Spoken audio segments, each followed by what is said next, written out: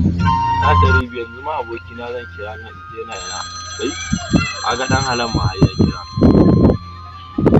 Assalamu alaikum. Wa alaikum assalam. Abokina wani lafiya? Lafiya lau ya gida. Lafiya. Yanzu kana ina ne nake jin uwa ƙara nake dan ji. Wallahi yanzu ina iya fa za mu je America da ko kaya ne. Wallahi yanzu ni ma ga ina cikin ina Abuja ina hotel wallahi ina dan. Shawarma nake kamun ba pizza. Allah to ina hau an masifa kake musu kenan. Ai gaba ɗaya ni ga abin da nake su kamun shi wani kala suke kamun. Dabbe guda ɗaya ce a ji sha na. Kana ji na? Kana ji ko me wanki? Kana ji na aboki? Ina jin ka. Yanzu dai shekara ɗin dai kawai. Wallahi gobe nake son namu je. Kana ji ko me wanki? Yawa yanzu ga mana tana yana magana. Sai ki ajiye abincin na. Yawa sai an jima. Ya jima.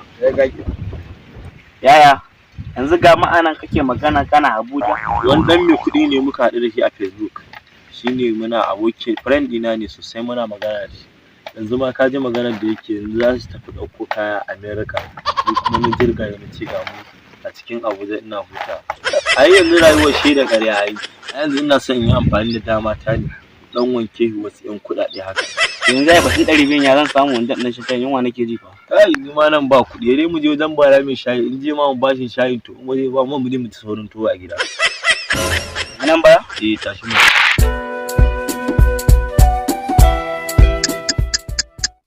Kana ji ko me wanki?